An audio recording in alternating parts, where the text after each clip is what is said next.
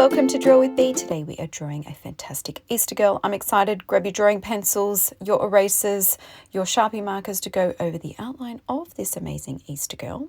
You will also need to choose the colours that you'd like to colour her in. I've used a fine tip marker for her eyes and nose.